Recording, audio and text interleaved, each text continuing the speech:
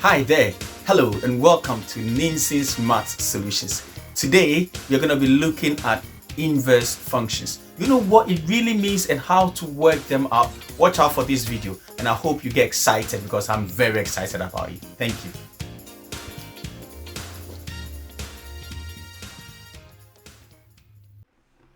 So the whole idea of inverse functions is where our input values become our output values and our output values become our input values. In this video we're looking at this example here, the function f of x equals x at 3. Let's look at this situation where our input values could be say 1, 2 or even 3. These input values are our x values. Okay, so we call them our domain. Now we're looking at our output values, which we'll call our y values. So our function says all we need to do is to get y, or the function itself, we add 3. So we're gonna add this 3 to our x, which is gonna be 4. We're gonna add 3 to 2, which will be 5. And then if we add 3 to 3, we get 6. These values become our output values. So to find the inverse of our function f, this is how it is written: f minus 1x. What will the equation become? Our output values will become our input values. So in this case, we've got our 4, 5 and 6. They're going to be matching onto 1, 2 and 3 respectively. What is happening is that these our output values, we have subtracted 3 from them to get our input values. So our function will say, if we call these input values our now x, our output is now become our input. So that is our x values. That means that we have been subtracting 3 from it. So technically we can see that our input has become our output values. Now there are two ways we could prove this and solve to find the inverse of a function. One of the ways is using function machines to help us. Another way is just using our understanding of algebra. We're gonna go through both methods and find out which way is easiest and which way might be the best for us. So let's look at this first example. So if I have the function f of x equals x at 3, I know that if I start with x, all I do is I add 3. This will end up giving me my output, which is the function f of x. Okay, now if I want to find the inverse function on this end of my function machine, I'm gonna start with x going this way, and that way I know I, instead of add 3, I'm going the opposite direction, so that is minus 3. This will end up giving me my inverse function. So I could say my inverse function is, if I start from x and minus 3 to get to the inverse function. I've been able to find the inverse function.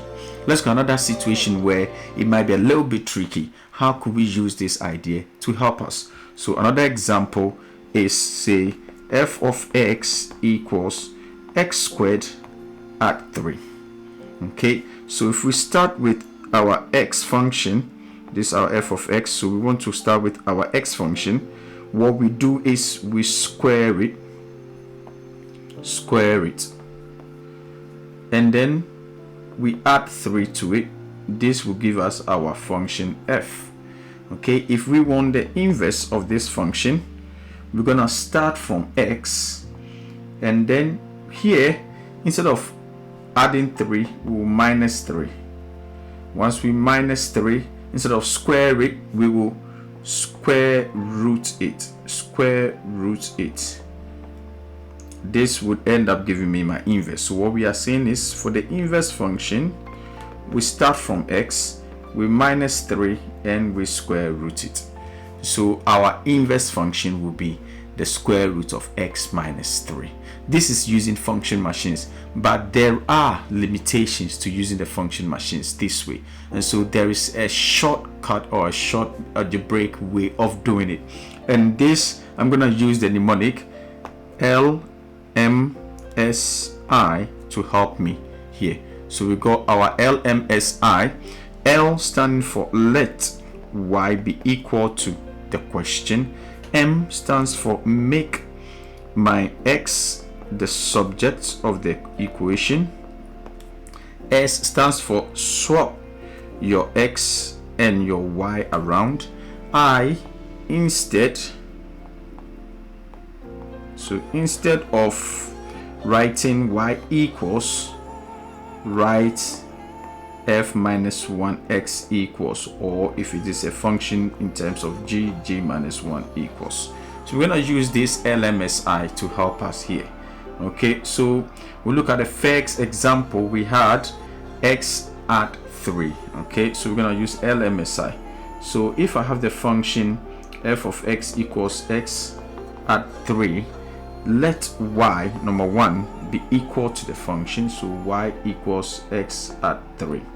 Number 2, make x the subject, so I'll minus 3 from both sides. That gives me y minus 3 equals x.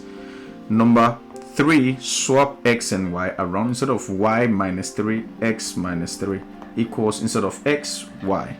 And so this is the same as y equals x minus 3. Step number 4 says instead of y equals, write f minus 1 x equals. So I'll write f inverse of x equals x minus 3. Now this becomes the inverse function of the function f of x equals x at 3. Another example here we could look at is a case where examiners really love with fractions. They could write the function h of x equals x at 2 over x minus 3, and we want to find the inverse of the function h. So remember LMSI. The way I remember this is Lionel Messi, because I love my football. Okay, so L, let y be equal to the question, so y equals x at 2 over x minus 3. So I can take my let be off, and then the next thing to take off is m, make x the subject. So I'm going to make x the subject. This is dividing, so I'm going to multiply both sides by x minus 3. So that gives me y bracket x minus 3 equals x at 2, because when I multiply both sides by x minus 3 on this side, it cancels out. Now to make x the subject, there's more to do here. Because there's a bracket and I can see x on the other side of the equation, I am going to expand the bracket. Y times x is xy, or yx. I like alphabetical order. Y times 3 is minus 3y, because it's minus 3 equals x at 2. I'm going to collect terms now. So first off, what I did was multiply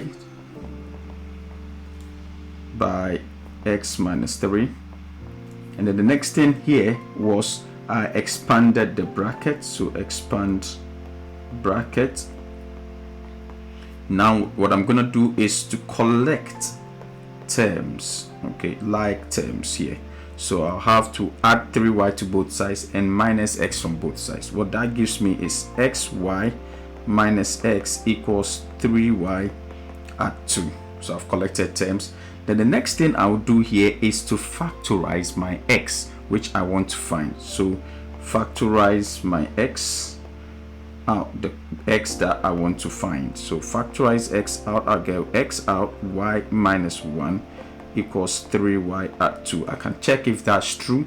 X times y is xy, x times 1 is x, and that gives me 3y at 2.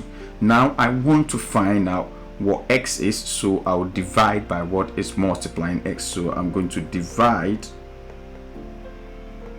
by y minus 1. Okay, so that gives me x equals 3y at 2 over y minus 1. Okay, so I have made x the subject. I can take that off. So I can see that first of all, I let y equals that. Secondly, I make x the subject. And then the next thing is I'm gonna swap my x and y around. So instead of x equals, I'm gonna write y equals 3x at 2 over x minus 1. So I have swapped my x and my y around. Now instead of writing y equals as my I, and write my h inverse of x equals 3x at 2 over x minus 1. This becomes the inverse function for the function hx equals x at 2 over x minus 3. And that's my answer. Thank you for watching. Hey, well done for staying tuned and showing resilience watching this video. Now I know and I hope you can solve inverse functions using LMSI. Don't forget to like, share and subscribe to this video and to my website. Also visit my website at ninsonsmathssolutions.co.uk.